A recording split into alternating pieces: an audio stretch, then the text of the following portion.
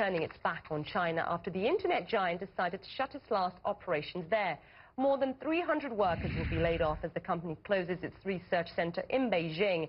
The move is part of a larger cost-cutting plan to reduce the number of offices. The center was opened back in 2009. Hannes Ben is International Executive Vice President at Forward 3D, and he joins me now. Plenty to talk about here with Yahoo, because many people will be saying we're not surprised by the fact they're pulling out from mainland China. Are you?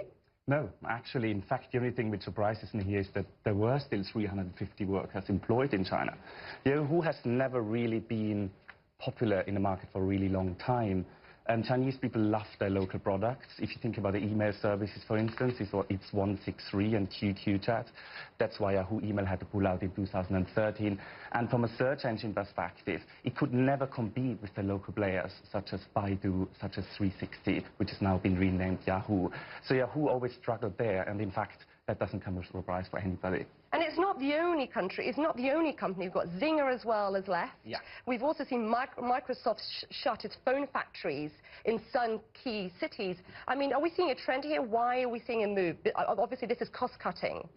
I think in general, first of all, everybody wants to try China once. Everybody thinks, oh, China, that's a market with 1.3 billion people. There must be an opportunity for me. Let's just go in there and trial it once.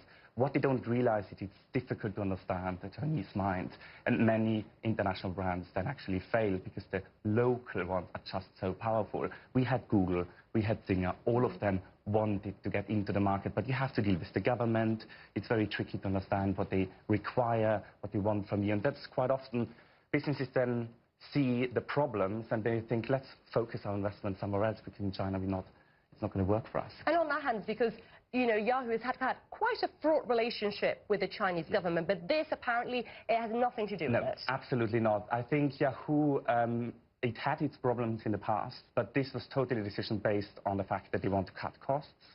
And Yahoo has some opportunities in Asia. I think it's important to clarify for people.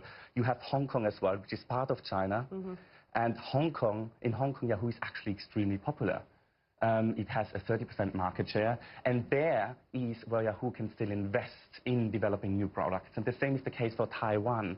In China, it hasn't worked for them. So they will reinvest and re-put their focus into other markets in that region, which is, for instance, Hong Kong and Taiwan, where they've been doing really, really well. But this was also, it's a small percentage of their global workforce, correct? Yeah, I mean, it's very tiny. It's a tiny percentage. And I think for them, simply, it didn't make sense to have a research and development center and trialing different products and seeing whether they could work in the market. It didn't make sense. It's a tiny cost, it's a tiny percentage of their employees, and it makes much more sense for them to shift their focus to other regions where they are still very, very popular. Yeah, which is actually see with Microsoft going into Vietnam. Exactly. Hannes Ben, thanks for